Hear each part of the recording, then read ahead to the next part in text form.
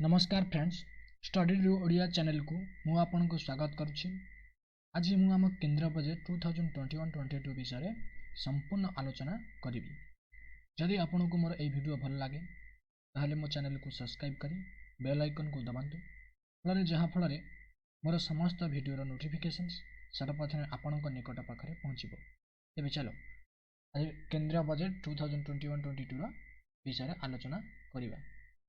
आमर केंद्रीय बजेट 2021-22 रो किए उपस्थापन करथिले? आमर कोऑपरेट व्यापार मंत्री फाइनेंशियल मिनिस्टर निर्मला सीतारमण एही बजेट को उपस्थापन करथिले। एही वर्ष आम केंद्रीय बजेट टी संपूर्ण डिजिटल अटे और पेपरलेस अटे। नेक्स्ट आमर एही केंद्रीय बजेट 2021-22 मुख्यतः 6टी पिलर और स्तंभ उपर निर्भर करे। सेगुडी कहला प्रथम टेला स्वास्थ्य और कल्याण, हेल्थ एंड वेलबीइंग। सेकेंड है शारीरिक एवं आर्थिक पुंजी एवं भित्तिभूमि, that is physical and financial capital and infrastructure.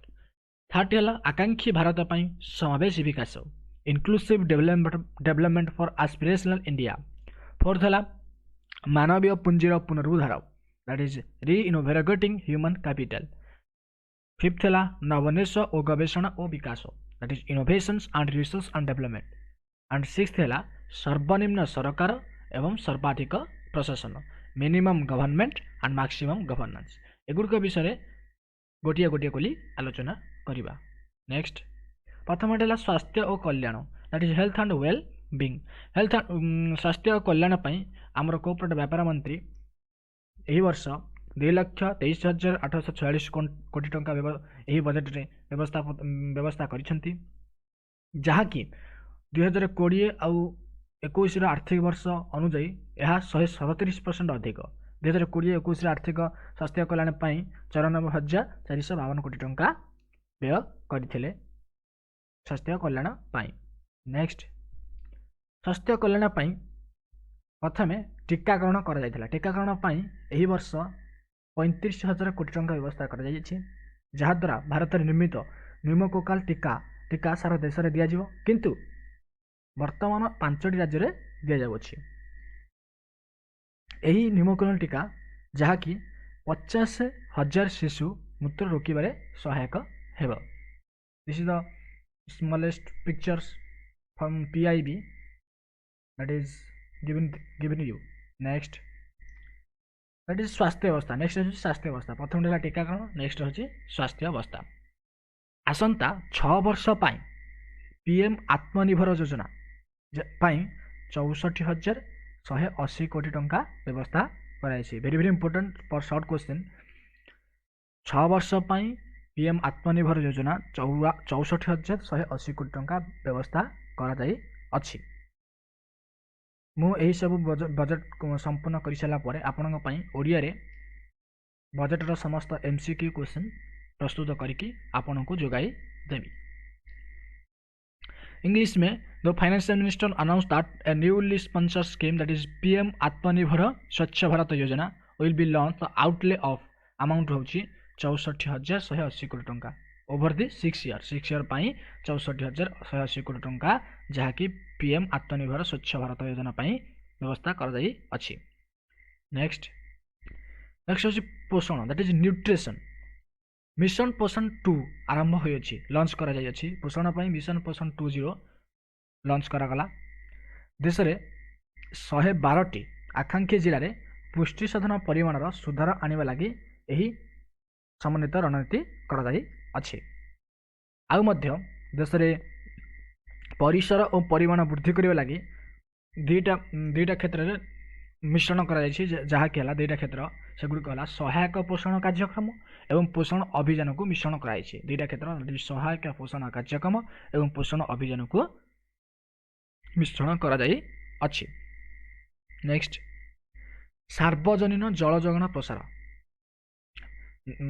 आसंता 5 वर्ष पई 2,87,000 कोटी टंका बेरे जल जीवन मिशन पई व्यवस्था करा जाई अछि। 5 वर्ष पई 2,87,000 कोटी टंका जल जीवन मिशन पई व्यवस्था कराई छि, जहा फल रे 2,86,00,000 परिवार टैप पानी जोगाई दिया जिवो। एही जल जीवन मिशन द्वारा 2,86,00,000 86,000 परिवार 86 लक्ष परिवार को टैप पानी जोगाई दिज्व। आउ मध्य 4,378 सहरांचल सार्वजनिक जल जोगाई दिज्व। 500 अमृत सहर तरल जल परिवहन मध्य जोगाई दिज्व, जहाँकि मध्य सहरांचल जो urban urban Swachh Bharat mission 20 आसत 5 वर्ष खर्च हम अर्बन रूराल जो रूराल हूँ आमर स्मॉलेस्ट विलेज सहरांचल that is urban Swachh Bharat mission 20 आसंता 5 वर्ष लक्षे 1,41,678 कोटी टंका जोगाई दिया। नेक्स्ट सुस्थ वायु क्लीन एयर आमर मुकाबिला करने 2,217 कोटी टंका व्यय कर 2,217 कोटी टंका व्यय कर जहाँ द्वारा जो सहर रे 10 लाख रु अधिक जनसंख्या सही सहर रे 42 केन्द्र रे यही अर्थ खर्च करा जिवो। नेक्स्ट है स्क्रैपिंग नीति आमर व्हीकल्स उपयुक्त अटे, जो कि पुराना और अनुपयुक्त जानगुड़ को नष्ट करने स्वेच्छाकृत वाहन स्क्रैपिंग नीति प्रयोग कर स्वेच्छाकृत वाहन that is voluntary vehicle scrapping नीति प्रयोग कर जहाँ फल व्यक्तिगत दान 20 वर्ष पर फिटनेस परीक्षा दिया पड़ो। वाणिज्यिक वाहन जो कमर्शियल व्हीकल 15 वर्ष पर। नेक्स्ट 15 वर्ष पर सही व्हीकल्स टी डैमेज हो। नेक्स्ट भौतिक और आर्थिक पुंजी और भित्तिभूमि प्रथम है PLI scheme that is production linked incentive scheme. यही स्कीम अनुसार 13 क्षेत्र में वेरी वेरी इंपोर्टेंट 13 क्षेत्र में PLI योजना आसंता 5 वर्ष पर्यंत 1,97,000 कोटी टंका व्यय करा यही PLI स्कीम अनुसार, जहाँ फल आमर यही PLI स्कीम अनुसार what is production linked incentive scheme जेते प्रोडक्शन हम सेते इंसेंटिव मिलिबो। दैट्स मीन्स जेते प्रोडक्शन हम सेते इंसेंटिव आपन को मिलिबो।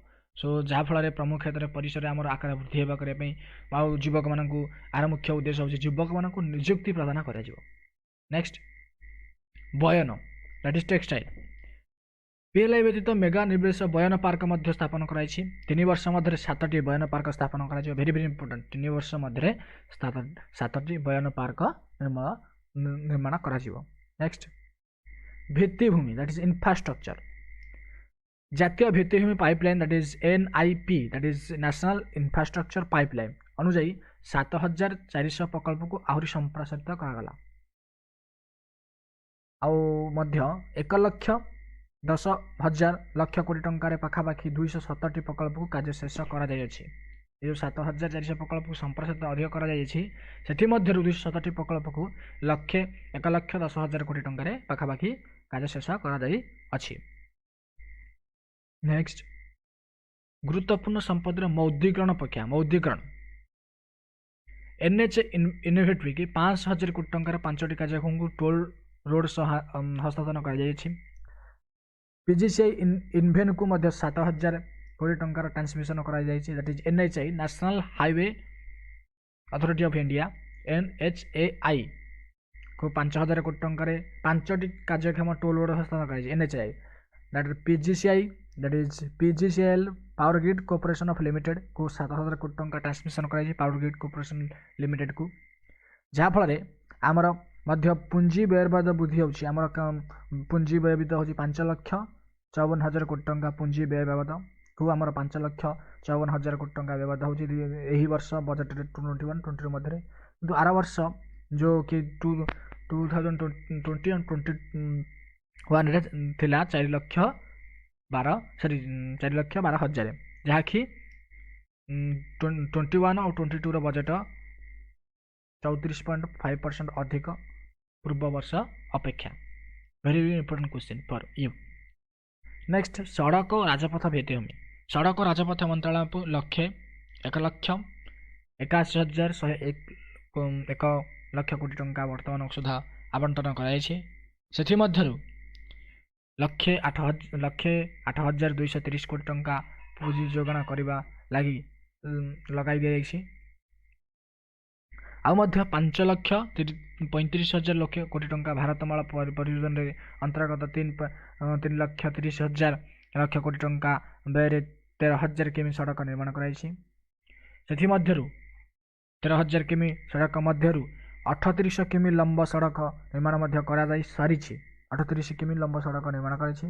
ମାତ୍ର 8,500 କିଲୋମିଟର ଲମ୍ବା ମାର୍ଚ୍ଚ 2022 ସୁଦ୍ଧା କମ୍ପ୍ଲିଟ୍ କରାଯାଇଯିବ। ମାର୍ଚ୍ଚ 2022 ସୁଦ୍ଧା। ନେକ୍ସଟ ଆଉ ମଧ୍ୟ 11,000 କିମି ଜାତୀୟ ରାଜପଥ ମଧ୍ୟ କରିଡର ମାର୍ଚ୍ଚ 22 ସୁଦ୍ଧା ସମ୍ପୂର୍ଣ୍ଣ କରାଯିବ ବୋଲି ଉପେକ୍ଷା କରାଯାଇଅଛି। ମାର୍ଚ୍ଚ 22 ସୁଦ୍ଧା। ଆଉ ମଧ୍ୟ ତାମିଲନାଡୁରେ ଲକ୍ଷ 3,000 ଲକ୍ଷ କୋଟି ଟଙ୍କାର 3,500 କିମି ଲମ୍ବ ଜାତୀୟ ରାଜପଥ ନିର୍ମାଣ କରାଯିବ ବୋଲି ଉପସ୍ଥାପନ କରାଯାଇଛି। କେରଳରେ 65,000 କୋଟି ଟଙ୍କାର 1,100 କିଲୋମିଟର ଜାତୀୟ ରାଜପଥ ନିର୍ମାଣ କରାଯିବ। ପଶ୍ଚିମବଙ୍ଗରେ 25,000 କୋଟି ଟଙ୍କାରେ 675 କିଲୋମିଟର ଜାତୀୟ ରାଜପଥ ନିର୍ମାଣ କରାଯିବ। ନେକ୍ସଟ ଆସାମରେ 19,000 କୋଟି ଟଙ୍କା ବ୍ୟୟରେ ଜାତୀୟ ରାଜପଥ ନିର୍ମାଣ କରାଯିବ। ନେକ୍ସଟ 3 ବର୍ଷ ମଧ୍ୟରେ 34,000 କୋଟି ଟଙ୍କାର ସେହି ଆସାମରେ 34,000 କୋଟି ଟଙ୍କାର ବ୍ୟୟରେ 1,300 କିଲୋମିଟର ରାଜପଥ ନିର୍ମାଣ କରାଯିବ। This are the important question for you. ମୁଁ ମଧ୍ୟ ଆପଣଙ୍କ ପାଇଁ ଏହି ଓଡ଼ିଆରେ ସବୁ କ୍ୱେଶ୍ଚିନ୍ ତିଆରି କରିବି, ନେକ୍ସଟ କ୍ଲାସରେ ଯୋଗାଇଦେବି। ନେକ୍ସଟ ରେଳ ଭିତ୍ତିଭୂମି ପାଇଁ କେତେ ରେଲୱେ ଇନଫ୍ରାଷ୍ଟ୍ରକ୍ଚର ପାଇଁ କେତେ ଟଙ୍କା ବ୍ୟୟବାଦ କରାଯାଇଛି। ରେଳ ପାଇଁ 1,10,55 କୋଟି ଟଙ୍କା ବ୍ୟବହାର କରାଯାଇଛି। ସେଥିମଧ୍ୟରୁ 1,07,100 କୋଟି ଟଙ୍କା ପୁঁଜି ବ୍ୟବହୃତ ରହିଛି। ଆଉ ଗୋଟେ ଏକ କ୍ୱେଶ୍ଚିନ୍ ମଧ୍ୟ ପଶ୍ଚିମ ସମର୍ପିତ ମାଲ corridor that is western dedicated freight corridor ଏବଂ ପୂର୍ବ DFCକୁ ଦ୍ୟାଟ୍ ଇଜ୍ ପୂର୍ବ ଇଷ୍ଟ ଡେଡିକେଟେଡ୍ ଫ୍ରେଟ୍ କରିଡରକୁ ଜୁନ 22 ସୁଦ୍ଧା କାର୍ଯ୍ୟକ୍ଷମ କରାଯିବ। ଆଉ ମଧ୍ୟ ଡିସେମ୍ବର 2023 ସୁଦ୍ଧା ବ୍ରଡଗେଜ୍ ମାର୍ଗକୁ 70% ବିଦ୍ୟୁତକରଣ କରାଯିବ। 70% ବିଦ୍ୟୁତକରଣ କରାଯିବ। ନେକ୍ସଟ ସହରାଞ୍ଚଳର ଭିତ୍ତିଭୂମି ପାଇଁ କ'ଣ ସବୁ ବ୍ୟବସ୍ଥା କରାଯାଇଛି। ସହରାଞ୍ଚଳ ଭିତ୍ତି ପାଇଁ 18,000 କୋଟି ଟଙ୍କାର ବ୍ୟୟ କରାଯାଇଅଛି। ବସ୍ ସେବା ଚଳାଇବା ପାଇଁ ଉନ୍ନତିକରଣ ପାଇଁ ବସ୍ ସେବା ଉନ୍ନତିକରଣ ପାଇଁ 18,000 କୋଟି ଟଙ୍କା ବ୍ୟୟ କରାଯାଇଛି। ଅଭିନବ PP ମଡେଲରେ ମଧ୍ୟ 20,000ରୁ ଅଧିକ ବସ୍ ଚାଲିବ। PP ମଡେଲ PP ମଡେଲରେ 20,000ରୁ ଅଧିକ ବସ୍ ଚାଲାଯିବ। ଆଉ ମଧ୍ୟ 1957.5 କୋଟି ଟଙ୍କାରେ ବ୍ୟୟରେ 11.5 କିମି ଲମ୍ବା କୋଚି ମେଟ୍ରୋ ରେଳ ଫେଜ୍ 3 ମଧ୍ୟ ନିର୍ମାଣ କରାଯିବ। ନେକ୍ସଟ ବିଦ୍ୟୁତ ଭିତ୍ତିଭୂମି ପାଇଁ ବିଗତ 6 ବର୍ଷ ମଧ୍ୟରେ 139 ଗିଗାୱାଟର ବୃଦ୍ଧି କରିବା ପାଇଁ ଏବଂ 1,41,000 ଅତିରିକ୍ତ ଟ୍ରାନ୍ସମିସନ ଲାଇନ୍ ଯୋଗାଇ ଦେବା ପାଇଁ 2.2 କୋଟି ଟଙ୍କା ଅତିରିକ୍ତ ଘରକୁ ବିଦ୍ୟୁତ ସଂଯୋଗ କରାଯିବ ବୋଲି ଉପସ୍ଥାପନ କରାଯାଇଅଛି 6 ବର୍ଷ ମଧ୍ୟରେ। ଆଉ ମଧ୍ୟ ଆଗାମୀ 5 ବର୍ଷ ମଧ୍ୟରେ 3,05,984 କୋଟି ଟଙ୍କା ଯୋଗାଇ ଦିଆଯିବ ବୋଲି ଉନ୍ନତିକରଣ ପାଇଁ ଯୋଗାଇ ଦେବ ବୋଲି ବ୍ୟବସ୍ଥା ରହିଅଛି। ଆଉ ଏକ ଇମ୍ପୋର୍ଟାଣ୍ଟ ପଏଣ୍ଟ 2021-22ରେ ଏକ ବୃହତ ହାଇଡ୍ରୋଜେନ ଏନର୍ଜି ମିଶନ ଆରମ୍ଭ କରାଯିବ। Very very important hydrogen energy mission ଆରମ୍ଭ କରାଯିବ। ନେକ୍ସଟ ବନ୍ଦର ଓ ଜାହାଜ ଚଳାଚଳ ପାଇଁ ଜଳପଥ ପାଇଁ ପୋର୍ଟ ସିପିଂ ଆଣ୍ଡ ୱାଟରୱେଜ୍ ପାଇଁ କେଉଁ ସବୁ ବ୍ୟବସ୍ଥା କରାଯାଇଛି। ପ୍ରମୁଖ ବନ୍ଦର ପକ୍ଷରୁ 7ଟି ପ୍ରକଳ୍ପ ପ୍ରସ୍ତାବିତ ଦିଆଯାଇଛି ଯାହାକି 2,000 କୋଟି ଟଙ୍କାରୁ ଅଧିକ ହୋଇପାରିବ। 7ଟି ପ୍ରକଳ୍ପ ପାଇଁ 2,000 କୋଟି ଟଙ୍କାରୁ ଅଧିକ ବ୍ୟବସ୍ଥା କରାଯାଇଛି। ଆଗାମୀ ମଧ୍ୟ 5 ବର୍ଷ ମଧ୍ୟରେ ସିପିଂ କମ୍ପାନୀ ଗୁଡ଼ିକୁ ମନ୍ତ୍ରାଳୟ ପାଇଁ ଆଉ CPS ବିଶ୍ୱ ସ୍ତରରେ 1,624 କୋଟି ଟଙ୍କା ମଧ୍ୟ ସବସିଡି ପ୍ରଦାନ କରାଯିବ। ନେକ୍ସଟ ପେଟ୍ରୋଲିୟମ ପ୍ରାକୃତିକ ବାଷ୍ପ that is petroleum natural gas. Jammu Kashmir ଏକ ନୂତନ ଗ୍ୟାସ୍ ପାଇପଲାଇନ୍ ପ୍ରକଳ୍ପ ଆରମ୍ଭ କରାଯାଇଛି ଆଣ୍ଡ ଆସନ୍ତା 3 ବର୍ଷ ମଧ୍ୟରେ 100ଟି ଜିଲ୍ଲାକୁ ସିଟି ଗ୍ୟାସ୍ ଡିଷ୍ଟ୍ରିବ୍ୟୁସନ ନେଟୱାର୍କ ଜରିଆରେ ଯୋଗାଇ ଦିଆଯିବ। ସିଟି ଗ୍ୟାସ୍ ଡିଷ୍ଟ୍ରିବ୍ୟୁସନ ଆସନ୍ତା 3 ବର୍ଷ ମଧ୍ୟରେ 100ଟି ଜିଲ୍ଲାକୁ। ନେକ୍ସଟ ଅପାରମ୍ପରିକ ଶକ୍ତିକୁ ଆହୁରି ଅଧିକ ପ୍ରୋତ୍ସାହନ ଲାଗି ସୌରଶକ୍ତି ନେବାକୁ 1,000 କୋଟି ଟଙ୍କା ଆଉ ଭାରତୀୟ ନବୀକରଣଯୋଗ୍ୟ ଶକ୍ତି ବିକାଶ ଏଜେନ୍ସିକୁ 1,500 କୋଟି ଟଙ୍କା ଅତିରିକ୍ତ ବିନିଯୋଗ କରିଛନ୍ତି। ସୌରଶକ୍ତି ଦ୍ୟାଟ୍ ଇଜ୍ ସୋଲାର ଏନର୍ଜି ପାଇଁ 1,000 କୋଟି ଟଙ୍କା ଆଉ ରିନ୍ୟୁଏବଲ୍ ଏନର୍ଜି ପାଇଁ 1,500 କୋଟି ଟଙ୍କା ବ୍ୟବସ୍ଥା କରାଯାଇଅଛି। और एक इम्पोर्टेंट बात बिना कंपनी रे मजूरी प्राप्त FDI that is foreign direct investment सीमा को 79% रु 84% को वृद्धि करा जाई अछि। Very very important. Next PSP that is public sector bank 20,000 कोटी टंका पुनः पंजीकरण करा जाई अछि। नेक्स्ट पुंजी प्रत्याहार एवं रणनीति बिक्री प्रथम कौन पुंजी प्रत्याहार that is disinvestment and strategic sale. Disinvestment जो डिसइन्वेस्टमेंट क्या है डिसइन्वेस्टमेंट होची गवर्नमेंट एक कंपनी गवर्नमेंट रो सब संस्था को आम प्राइवेटाइजेशन करिया को होची डिसइन्वेस्टमेंट करा जाए। गवर्नमेंट रो कोनोसी स्टेक जति परसेंट थिबो से स्टेक को प्राइवेट कंपनी को देवा को दैट इज कहंती डिसइन्वेस्टमेंट। डिसइन्वेस्टमेंट ପାଇଁ पुंजी प्रत्याहार माध्यम ପାଇଁ 1,75,000 कोटी टंका आनुमानिक व्यवस्था करा जायछि जहा फल आईडीबीआई बैंक व्यतीत आउ दुईटी मध्य राष्ट्रीय क्षेत्र में बैंक आमर डिसइन्वेस्टमेंट हो पारती। जनरल कंपनी एलआईसी मध्य घरोई करा जिवो एलआईसी कंपनी को आईपीओ करा जिवो that is initial public offering 2020 LIC रा आईपीओ एवं इनिशियल पब्लिक ऑफरिंग। नेक्स्ट आकांक्षी नेक्स्ट सेकंड होची आकांक्षी भारत लगी सामरिक विकास। आमर कृषि क्रेडिट कार्ड को लक्ष्य करा जाए 16.5 लाख कोटी टंका व्यवस्था कराई कृषि क्रेडिट कार्ड पे 16,50,000 कोटी टंका व्यवस्था करा जाई अछि। आउ गोटे ई नाम माध्यम 1.6 कोटी 1.68 कोटी को कृषक मान को पंजीकृत करा जाई अछि जहा फल 1.14 लक्ष कोटी टंकार मूल्य करा जाइछि या फल 1000 मंडी को मध्य प्रचारमूलक पारदर्शिता ई नाम सह जोड़ा जाई अछि। ई नाम माध्यम प्रथम हेले 1.68 कोटी टंका कृषक मान को पंजीकृत कराई 1.68 कोटी कृषक मान को पंजीकृत कराई जहाँ फल 1000 मंडी को मध्य यही सब जोगाई दिया जाइछि नाम जोगाई दिया जाइछि। नेक्स्ट है प्रवासी श्रमिक और कर्मजीवी इनका आमर योजना लागू होइछि वन रेशन कार्ड। वर्तमान आमर one ration card 32 state and UT रे 86% हिताधिकारी को जोगाई दिया। आउ अवशिष्ट 4टी राज्य को आसंता किछि मास मध्य सामिल कराजिबार संभावना रही अछि। आउ एक क्वेश्चन मध्य एथरे मध्य को इंपोर्टेंट पॉइंट है 4टी श्रम संहिता मध्य लागू करिवार प्रक्रिया रही अछि that is implementation of 4 labour codes को मध्य लागू कराजिबार प्रक्रिया जारी रही अछि। नेक्स्ट मानव पुंजीर पुनः शक्ति वर्धन विद्यालय शिक्षा इंपोर्टेंट पॉइंट 15,000 रु अधिक विद्यालय शिक्षादान गुणवत्ता रे सुधार अणाई जातीय शिक्षा नीति that is national education policy मध्य अनुपालन करा जिवो। 15,000 रु अधिक विद्यालय शिक्षादान गुणवत्ता करिया डेवलपमेंट करिया आमर जातीय नेशनल एजुकेशन पॉलिसी को अनुपालन करा जिवो। आउ एक पॉइंट स्वेच्छासेवी संगठन और घरोई विद्यालय राज्य सरकार भागीदारी 100 नुआ सैनिक स्कूल प्रतिष्ठा करा जाउछि 100 नुआ सैनिक स्कूल प्रतिष्ठा करा जाउ अछि। आउ एक पॉइंट मध्य लद्दाख रे उच्च शिक्षा करिवा व्यवस्था करिया पई एक केंद्रीय विश्वविद्यालय प्रतिष्ठा करा जाउ अछि लद्दाख पई। नेक्स्ट अनुसूचित जाति और जनजाति कल्याण जनजाति क्षेत्र में 150 एकल मॉडल आवासिक विद्यालय प्रतिष्ठा करने को लक्ष्य करा जाई अछि। सेथिपई यूनिट पिछा 38 कोटी टंका व्यवस्था कराई। पार्वत्य और दुर्गम अंचल जो हिल एरिया अंचल रे खर्च वृद्धि हो पारे तेणु सेथिपई 88 कोटी टंका व्यवस्था करा जाई अछि प्रति यूनिट पिछा प्रथम व्यय कराई 38 कोटी साधारण पई आ पार्वत्य और दुर्गम अंचल पई यूनिट पिछा होची 48 कोटी टंका व्यवस्था कराई अछि।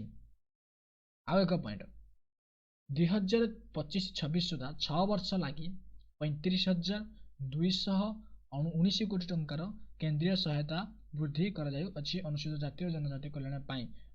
आउ मध्य अनुसूचित जाति कल्याण लगी मैट्रिक परिया छात्रवृत्ति योजना छात्रंक बुद्धि पई छात्रंक मैट्रिक स्कॉलरशिप आरंभ करा जाय अछि। या फरे जो 6 वर्ष पई 35,219 कोटी टंका व्यवस्था करा जायछि जहा फल 4 कोटी अनुसूचित जाति छात्र एसेथरे लाभ पाई परिबे। नेक्स्ट नवोन्मेष और गवेषणा विकास पाई कौन सब क्षेत्र रही इनोवेशंस एंड रिसर्च डेवलपमेंट 5 वर्ष मध्य 50,000 कोटी टंकार व्यवस्था संपूर्ण रूपे व्यवस्था करा जायछि। डिजिटल परिशोध कारोबार को मध्य प्रसाधन देवा लगी इन आमर कोऑपरेट व्यापार मंत्री निर्मला सीतारमण 1500 कोटी टका खर्च कर भेरी भेरी इंपोर्टेंट पॉइंट ये डिजिटल परिशोध कारोबार को प्रोत्साहन देवाई आमर कोऑपरेट व्यापार मंत्री निर्मला सीतारमण 1500 कोटी टका खर्च करने व्यवस्था करिसेंती। आउ एक point new space India limited द्वारा PSLV CS51 उत्क्षेपण कर जहाँकि ब्राजिल क्या देश कौ देश सहायता ब्राजिल आमाजोनिया उपग्रह अंश एवं केतक भारतीय उपग्रह को महाकाश को नहीं दिया कौ देश आम उपग्रह ब्राजिल आमाजोनिया उपग्रह एवं भारत उपग्रह केतक उपग्रह सहित महाकाश को नि गगन मिशन प्रथम मानव विहीन उत्क्षेपण आउ एक पॉइंट प्रथम मानव विहीन अनम्यान्ड प्रथम मानव विहीन उत्क्षेपण डिसेम्बर 2021 रे करा जीव। आउ एक गभीर महासागर mission that is deep ocean mission पाई हमर 4000 कोटी टका व्यवस्था करा जायछि 5 वर्ष पाई गभीर महासागर मिशन डीप ओशन मिशन पाई 4000 कोटी टका व्यवस्था करा जायछि 5 वर्ष पाई। नेक्स्ट सर्वनिम्न सरकार लास्ट है सर्वनिम्न सरकार और सर्वाधिक प्रशासन द्रुत गति न्याय सुनिश्चित करने लगी न्यायाधिकरण सुधार आने आमर यह सब रही जहाँफल आम 56 प्रकार आनुषंगिक स्वास्थ्य विस्तार पारदर्शी क्षेत्र कर एक पॉइंट भारत इतिहास प्रथम डिजिटल जनगणना भेरी भेरी इंपोर्टाट भारतर इतिहास प्रथम डिजिटल जनगणना निमंते 3700 कोटी टका व्यवस्था आउ एक पॉइंट पर्तुगाल ठारू गोवा राज्य स्वाधीनतार हीरक जयंती समारोह गोवार स्वाधीनता हीरक जयंती समारोह आमर सरकार को 300 कोटी टका व्यवस्था अनुदान व्यवस्था कर। आउ एक पॉइंट आसाम और पश्चिम बंगर चा बगीचा कर्मचारी मान विशेष कल्याण विशेष योजना 1000 कोटी टका अनुदान व्यवस्था कर। नेक्स्ट 2021-20 बजेट रे आमर व्ययर परिमाण हूँ 34.83 लक्ष 83,000 लक्ष कोटी टका रही से आमर पुंजी व्यय हूँ 5.5 लक्ष 50,000 पुंजी व्यय दैट इज ऑल्सो 5 लक्ष 54,000 जो व्यवस्था रही 2020-21 आमर 4 लक्ष पुंजी व्यय 4 लक्ष 12,000 पुंजी व्यय से वर्ष वास्तव व्यय 4 लक्ष 39 लक्ष टका जहाँकि डीजीपी आमर 2020-21 भेरी भेरी इंपोर्टेंट पॉइंट 2020-21 बजेट रे राजस्व नियंत्रण मोट घरोई उत्पादन जीडीपी जोटा कहूँ मोट घरोई उत्पादन दैट जीडीपी 6.8% रहे बोली अनुमान करे भेरी भेरी इंपोर्टेंट 6.8% आउ 2020-21 राजस्व नियंत्रण सकल घरोई उत्पादन आम जीडीपी रहिबो 9.5%। नेक्स्ट सम इंपोर्टेंट पॉइंट 2025-26 सुधा राजस्व नियंत्रण परिमाण को जीडीपी 4.5% 2025-26 सुधा आमर राजस्व परिमाण को जीडीपी 4.45 जो 4.5% कर राजकोष संकोचन मार्ग अग्रसर कर